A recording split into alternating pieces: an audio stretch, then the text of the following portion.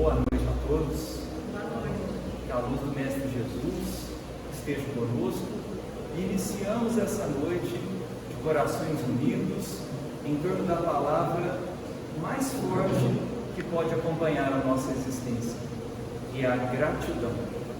Gratidão pela nossa vida, gratidão pela nossa permanência no planeta Terra e pelo nosso livre-arbítrio, pelo nosso pensamento, pela nossa capacidade de discernir e de compreender a necessidade do bem aos nossos corações. A proposta da casa para essa noite é que falássemos um pouquinho sobre espíritos imortais que somos. Quando nós olhamos esse tema, ele é muito vasto, é muito amplo e, diante da nossa condição ainda pequena acerca da doutrina espírita, nós vamos discutir alguns pontos que mostram a necessidade de buscarmos a compreensão que somos espíritos imortais, ou seja, que possamos compreender e introduzir no nosso coração que a nossa vida não começou no berço e a nossa vida não termina no túmulo, ou seja, somos seres imortais e somos criações divinas. Quando nós falamos da vida, que somos seres imortais, é impossível não falar da reencarnação. Somos espíritos reencarnantes no planeta Terra. E diante do que a doutrina espírita nos coloca, trazemos a palavra responsabilidade. Temos em nossas mãos uma dádiva divina para o progresso, para a proximidade do amor que Jesus nos mostra, para que possamos dar sequência à continuidade do processo evolutivo. Mas quando nós fazemos a análise sobre a imortalidade da alma em nossa sociedade, em nosso planeta Terra, muitas pessoas ainda estão distantes desse pensamento. Muitos são os encarnados que na Terra acham que a vida nada mais é do que o fruto de um acaso. Muitas pessoas não acreditam em Deus e acham que a existência humana nada mais é do que uma força do acaso. Muitas pessoas acham que a vida nada mais é do que agora, o presente, e que o futuro não existe no momento em que se encontra o túmulo. Para que buscamos um embasamento sobre essas ideias, bastemos olhar agora a questão da ciência no nosso mundo. Se nós buscássemos uma definição nos livros científicos sobre o que é vida, nenhum deles consegue afirmar com total razão uma definição completa e plausível do que é vida.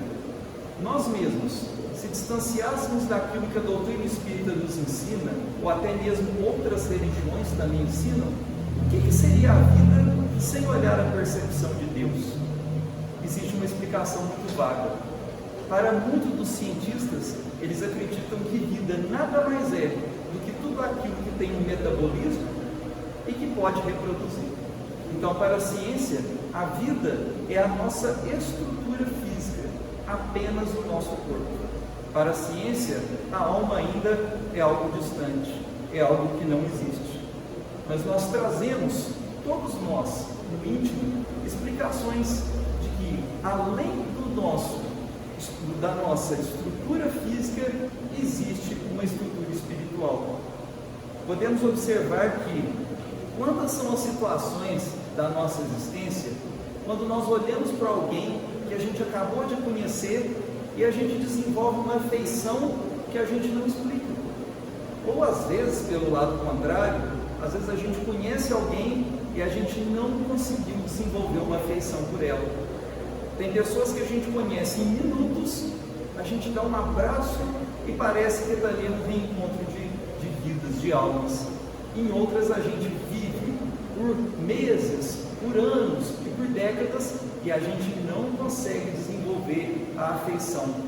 Às vezes até cria desafeto entre as pessoas. Quantos são os problemas que nós trazemos, que estão no nosso íntimo e que não fazem parte da vida de outra pessoa? Eu tenho um problema, mas outra pessoa não tem aquele problema. E a pessoa também passa por problemas que eu não passo. Por que existe essa diferença?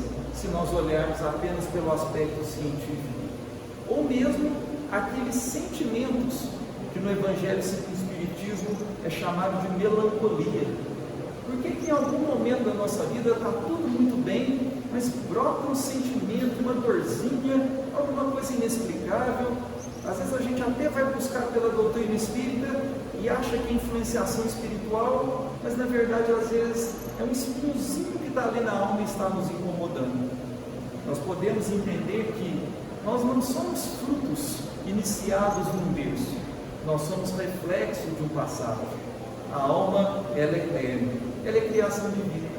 Nós somos hoje experiências de inúmeros passados e estamos também em experiências nesse nosso presente para o plantio de um futuro. Ou seja, somos eternos.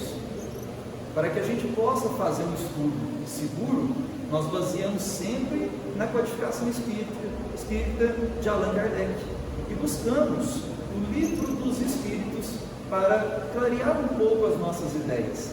Se nós falamos que os espíritos são imortais, precisamos questionar inicialmente, mas o que é um espírito? Qual a definição de um espírito? E Allan Kardec faz essa pergunta. E na questão 23 é respondido a ele que o espírito é o princípio inteligente do universo. Ou seja, nós somos princípios da inteligência, nós somos filhos do Criador, nós somos filhos da luz, mas nós somos diferentes uns dos outros, nós temos dificuldades entre todos nós. Qual seria esse princípio da inteligência? Nós somos filhos da luz e desejosos desse trabalho para descortinar cada vez mais esse véu e a luz se fazer presente.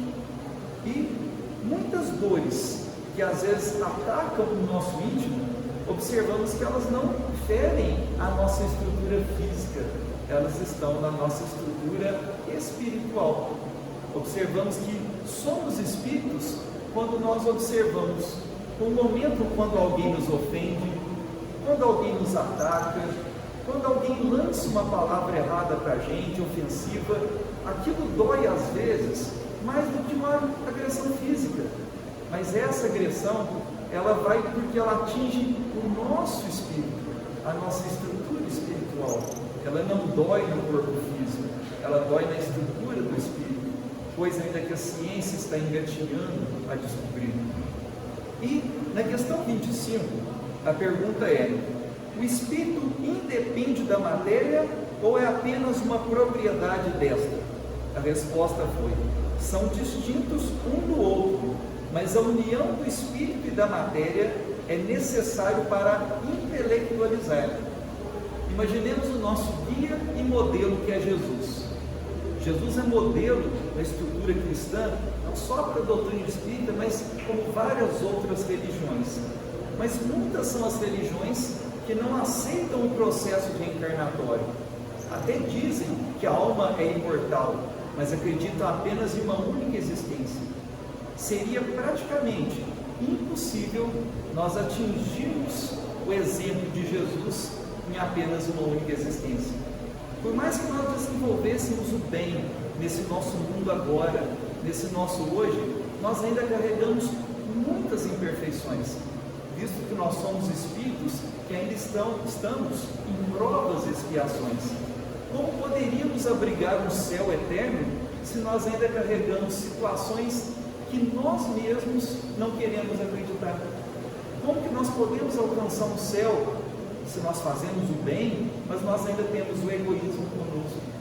Como que nós podemos alcançar aquele céu se nós ainda trazemos uma vaidade que eu também não aceito que eu tenho? Ou se eu tenho uma inveja, um ciúme, até mesmo dentro da estrutura familiar ou dentro do local de trabalho? São essas pequenas arestas que a doutrina espírita nos mostra, que todos nós estamos nessa mesma caminhada no planeta. E são essas arestas, esses espinhos, que nós precisamos retirar da nossa existência para projetar a luz que o Cristo nos ensinou. E temos, para dar uma segurança nessas palavras, uma passagem do Evangelho, onde Jesus, em Mateus, no capítulo 25, fala da parábola dos talentos. um mestre, um homem, um senhor, destina os seus talentos a 3 homens. Para um ele dá 5 talentos, para o segundo ele dá 2 talentos, e para o terceiro ele dá apenas um único talento. E eles teriam que multiplicar esse talento. Quando ele pede as contas, aquele que recebeu 5 transformou em 10. Aquele que recebeu 2 talentos transformou em 4. E aquele que recebeu apenas 1 não multiplicou, enterrou porque estava com medo de perder. Isso explica claramente a questão de sermos imortais, de termos encarnações diferentes, tempos diferentes. Aquele espírito que recebe 5 talentos, ele, através do seu livre-arbítrio, do seu esforço, já tinha condições de receber esses 5 talentos. Mas aquele que recebe apenas 1 é aquele espírito que poderia, dentro da condição daquele senhor, receber apenas um único talento.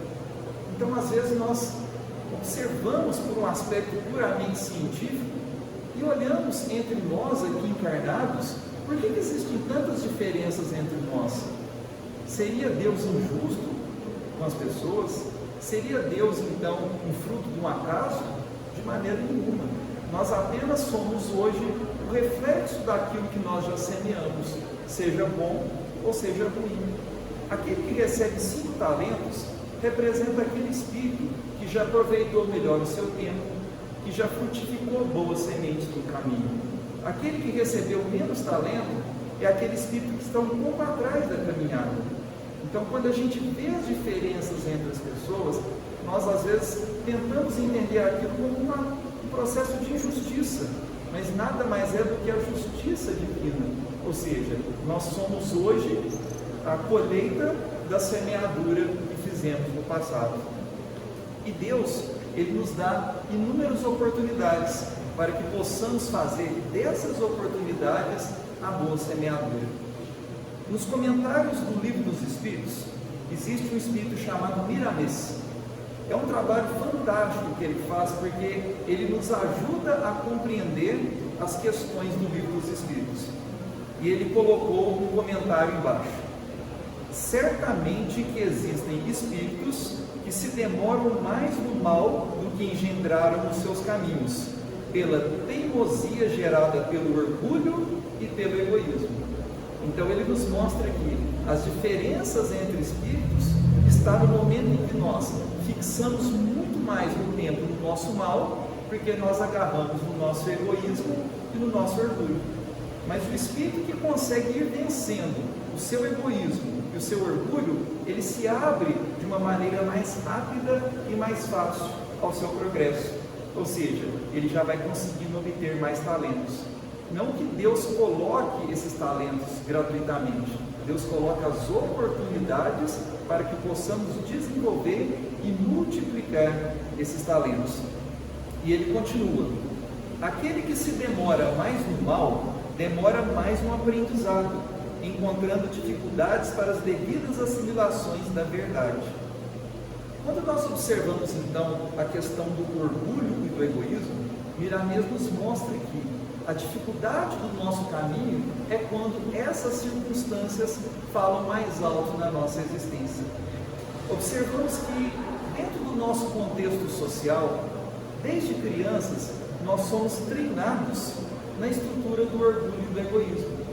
Quando a gente chora, que a gente é criança, a gente é treinado a fica quieto, não pode chorar, principalmente se for menino, né? O menino não pode chorar, você tem que mostrar que você é forte, você não pode mostrar suas dores. Eles não deixam a gente demonstrar a nossa dor, né? E nós somos treinados a ser competitivo e alcançar metas que são sociais. A criança mal está começando a ler e escrever, ela às vezes já tem até traçada quais são as metas que ela tem que desenvolver. Vai ter que seguir determinada profissão, tem que alcançar aquela meta que a sociedade impõe como correto. Então, nós somos treinados a manter o orgulho para esconder as nossas falhas. Então, nós somos treinados a esconder muitas vezes as falhas que nós temos de nós mesmos. E a verdade, né, para não aceitar que nós temos essas imperfeições, que nós estamos aqui justamente para trabalhá-las. Mas quando nós vamos desenvolvendo na nossa estrutura de vida, quando nós vamos buscando essas coisas, essas propostas sociais, e vamos esquecendo das propostas que Deus nos colocou aqui na Terra, nós vamos ficando num sentimento de revolta. Porque quando nós encarnamos, nós temos metas, não uma meta fechada, mas nós trazemos uma meta de melhoria espiritual. E se nos é proposto para que nós fujamos dessas metas espirituais, nós vamos criando uma revolta, nós vamos criando dores, nós vamos criando tristezas, que muitas vezes nós não vamos explicando. Então nós vamos ficando revoltados com a família onde nós nascemos, nós ficamos revoltados com os nossos pais, a gente fica revoltado com aquela profissão, a gente fica revoltado com todas as circunstâncias da vida, e a gente acredita que a vida é um acaso e que nós fomos azarados nesse acaso, que as coisas ruins automaticamente caíram ali no momento do nosso nascimento, o que não é verdade. Quando nós olhamos pela ótica espírita, todos nós trazemos alguns probleminhas para resolver, mas Deus nos coloca no planeta Terra com a família correta, na sociedade correta, na época certa, na vizinhança correta, num grupo correto, para que a gente consiga reduzir esse nosso orgulho, reduzir essa nossa vaidade e falar: nós somos filhos da luz, estamos no momento mais intenso das mãos de Deus, que é a misericórdia divina. Nós estamos na oportunidade de ter o verdadeiro crescimento. A própria ciência nos dias atuais, ela já está acordando para esse propósito. Quando nós tentamos explicar a origem da vida no planeta, os cientistas falam sobre a ideia da evolução das espécies e fala sobre o processo da evolução química, que as organelas, as células foram originadas de estruturas moleculares e químicas que foram evoluindo e originando seres vivos, bactérias, protozoários, algas, fungos, animais e vegetais. Só que existe uma linha de pensamento que vem surgindo nos últimos anos e tem recebido uma crítica absurda, chamada de teoria do design inteligente. Essa teoria, que vem por pesquisadores, fala que esse processo evolutivo, o processo do surgimento da vida, ele não pode acontecer ao acaso. Existe um comando central ou uma energia que coordena esse processo da vida. Claro que é uma teoria nova, que tem sido criticada nos meios acadêmicos, mas é nada mais, nada menos que o pontapé do que a doutrina espírita tem nos falado há mais de 150 anos. Ou seja, não existe o acaso. E temos um exemplo interessante do livro Missionários da Luz, de André Luiz. Nesse livro, André Luiz narra todo um trabalho de reencarnação de um homem num seio familiar. Esse homem, ele tinha um débito com aquela que seria sua mãe e principalmente com aquele que seria seu pai. Então ele repelia o pai porque eles tinham um problema seríssimo no passado. Mas o pai, depois de muita insistência da equipe espiritual, aceita aquele rapaz como seu filho. E o mais interessante nesse livro é quando André Luiz narra como que é feito a reencarnação desse homem, que se chamava Segismundo. É tão intenso que, no momento da concepção, após acontecer a colocação das células sexuais, a equipe espiritual chega e mostra a André Luiz que, dos vários espermatozoides que foram lançados, somente um iria ser fecundado. Para a ciência, isso é o acaso. Nada mais do que milhões de espermatozoides e o ovosto secundário, aquilo seria uma obra do acaso. Tanto é que os cálculos genéticos que nós fazemos envolvem muita estatística, porque nós trabalhamos com acaso.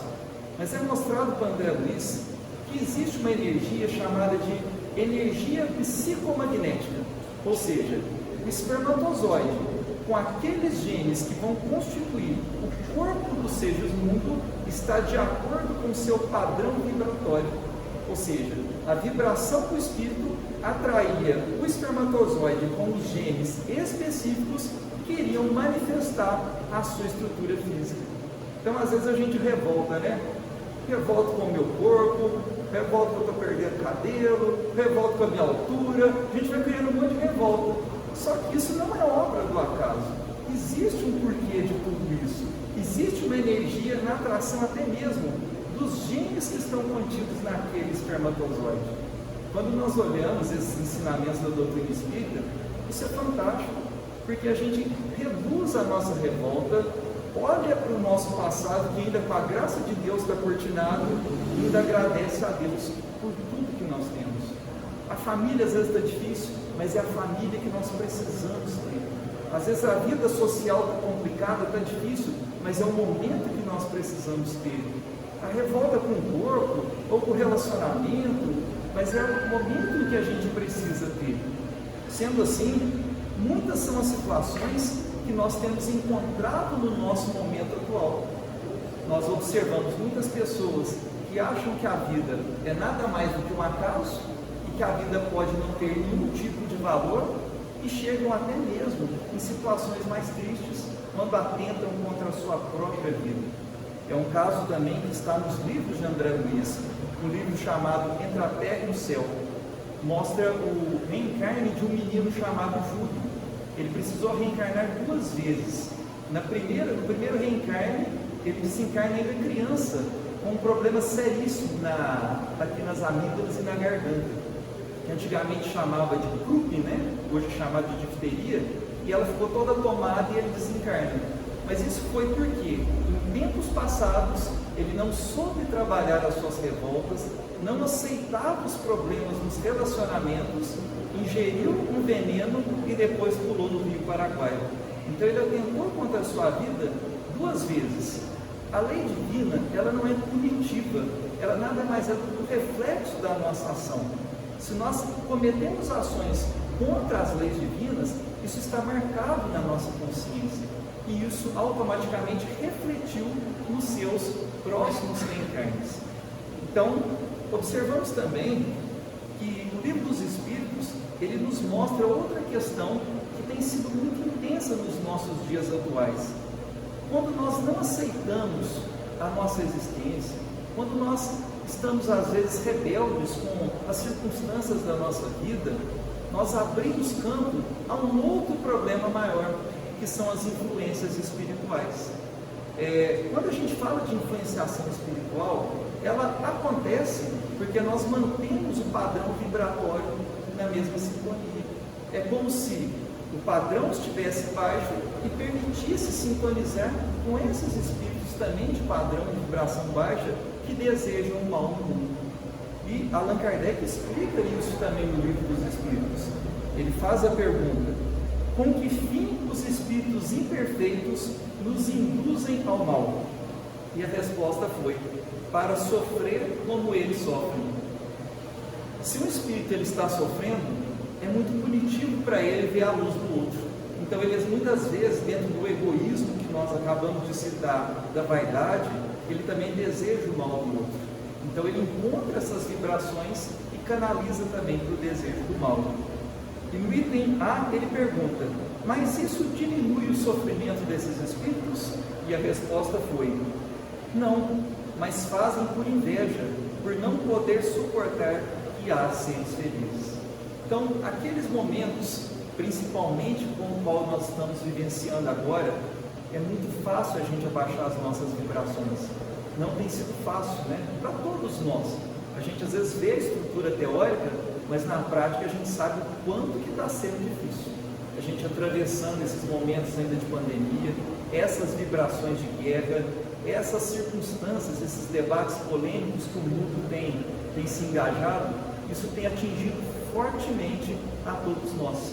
Mas quando nós entendemos que nós precisamos da aceitação e nós valorizamos a nossa existência, nós aumentamos o nosso padrão vibratório e não permitimos que essas influências cheguem até nós. E podemos fazer uma outra análise pelo Evangelho no Lucas, capítulo 15, quando narra aquela passagem que é conhecida de todos nós, que é o filho pródigo. O homem tinha os seus filhos na sua roça, na sua fazenda, no seu sítio, e ali um dos filhos não estava satisfeito com aquele trabalho. Ele queria algo a mais, ele queria multiplicar aquele dinheiro. Então ele pede ao pai a herança, pede aquele recurso e vai para o mundo afora com o objetivo de multiplicar aquela herança. Só que pelo caminho do mundo ele encontra as fugas, ele encontra todas as oportunidades e as influências para gastar aquela herança. E ele começa a gastar. Ele não olha para dentro de si o seu objetivo de multiplicar a herança e começa a gastar de acordo com as influências. Quando ele depara para a sua vida, ele não tem mais nenhum recurso daquela herança. Ele não tem mais nada em suas mãos e representa a figura dele passando fome e comendo junto aos porcos. Mas ele retorna à casa do pai, aonde ele é novamente abraçado e acolhido. Podemos dizer que somos filhos de Deus, imortais, e temos agora em nossas mãos, enquanto encarnados, a herança do Pai em nossas mãos. Recebemos um corpo físico, alcançamos uma certa abertura do nosso livre-arbítrio, que nós podemos saber o que é certo e o que é errado, temos as capacidades de compreender o que é ilusão e o que talvez é necessário em nossas vidas. Então, podemos pensar quantas são as heranças que Deus nos coloca enquanto encarnados, o nosso Pai nos coloca enquanto encarnados, o nosso corpo abençoado. Por mais que a gente fala de um processo reencarnatório, sempre existe uma equipe espiritual que está trabalhando por nós, desde mesmo antes do nosso nascimento. Além do nosso corpo, a nossa família. A estrutura familiar é o local principal, é a oficina inicial de burilamento espiritual. É ali onde a gente começa a aprender a desenvolver os principais valores para o mundo. A cidade onde nos encontramos, a sociedade. Agradecemos pela nossa saúde. Quantas situações complicadas a gente vê, as nossas profissões, as nossas capacidades. Mas quais são os perigos que estão aí, que podem, na verdade, retirar essa nossa herança? As ilusões. Além das influências espirituais, muitas são as ilusões de que a vida é apenas uma e que com tudo acaba. Ledo engano, ou seja, somos extremamente responsáveis porque estamos apenas em um pequeno estágio da nossa existência. E no momento em que nos dedicamos para as ilusões, para as fugas, para a não aceitação da nossa existência, nós começamos a perder a energia. Nós vamos perdendo essa herança que Deus nos deu. Quando nós olhamos para as nossas mãos e saber que nós podemos canalizar o nosso pensamento nelas e agir em favor do bem, certamente nós estamos usando a herança. E sendo, na verdade, herdeiros do Pai, com a riqueza em nossas mãos, identifiquemos o momento em que nos encontramos no mundo agora. Momento de pandemia, nós sabemos que não foi fácil para ninguém, situações tristes, complicadas, essa guerra que tem aparecido agora nesses últimos tempos. Qual que seria a riqueza que nós depositamos? As ilusões das discussões, as ilusões das brigas, as ilusões das revoltas, ou a herança de poder pensar no bem para nós e para o outro? A doutrina espírita nos mostra que nós somos dotados de um recurso fantástico chamado pensamento. Quando nós nos unimos, como Jesus fala, aonde existir 2 ou mais em meu nome, eu estarei no meio deles. Imaginemos que nesse momento, aonde esse vírus ainda permanece entre nós, ou de certa forma essas guerras têm acontecido, nós não podemos entrar nessas sintoниas. Nós temos que pensar, nós temos que agir, porque nós temos essa herança, nós temos o recurso de tentar canalizar o bem conosco e projetar a luz que o mundo tanto necessita. Para que a gente já possa caminhar aqui para o nosso pontinho final, existe um caso que é bem interessante, que fala no livro Lindos Casos de Chico Xavier. Chico morava com a família toda, já estava com a família, e ele morava, com a sua madrasta, que era a Cidália. E a Cidália, ela saía de casa, as pessoas todas saíam, e toda vez que ela saía, a vizinha entrava no quintal e começava pegar os frutos, os legumes que eles plantavam. E eles precisavam daquilo como recurso necessário. E ela ficou preocupada, porque o recurso ia faltar e a senhora do lado estava tirando aquilo deles. Ela não brigou com a mulher, ela teve paciência, mas ela foi conversar com o Chico. E falou: Chico, você conversa tanto com a sua mãe que ela desencarnou, pede a ela uma orientação. E o Chico foi lá para o quintal, e a mãe dele apareceu e falou: olha, fala para a Cidália, toda vez que ela for sair, pega a chave da casa e entrega para o vizinho. Ou seja, na hora que ela for sair, ela falou: olha, eu preciso de alguém para tomar conta da minha casa, a senhora pode tomar conta? E entregou a chave para ela. Como a mulher tinha a responsabilidade da chave, nunca mais desapareceu nenhum fruto e nenhum legume. Então imaginemos a chave que Deus colocou em nossos corações. Somos espíritos imortais e temos uma chave abençoada, que é o nosso corpo, é a nossa família, é a nossa existência atual. Que nós possamos, diante dos erros que acontecem no mundo, diante das situações que são complicadas, diante das ofensas humanas, é difícil, né? Mas a gente precisa olhar para essa chave. E em vez de agredir, de xingar e de ofender, façamos a chave da luz no coração das pessoas. Que pelo menos a nossa oração em favor das pessoas será essa nossa chave. E para finalizarmos, existe um conto que está no livro Tormentos da Obsessão, Manuel Florence Miranda, que é sobre uma mulher que carregava uma criança numa pobreza muito grande. E ela passa de frente a uma caverna, e dentro dessa caverna vem uma voz, e fala que lá dentro tinha todo o ouro, toda a riqueza possível, e ela podia pegar. Só que na hora que a pedra fechasse, nunca mais essa pedra iria abrir. Então ela teria que sair correndo. A mulher entrou e viu aquele ouro todo reluzindo nos olhos dela. Ela começou a dobrar o vestido e pegar tudo que ela podia. Como ela queria mais, ela colocou a criança no chão, dobrou o vestido e foi colocando mais. Quando fez um barulho, a pedra abaixou. Ela saiu correndo, olhou para o ouro, mas a criança ficou presa lá dentro. E nunca mais ela encontrava. Sendo assim, isso representa muito a nossa existência. Estamos apenas em uma pequena existência da nossa eternidade. Que nós possamos encontrar, como esse exemplo, o filho que nós carregamos nos braços, os valores. Muitas são as influências que estão chegando e que vão chegar nos oferecendo a luz de um ouro, né? A luz das facilidades.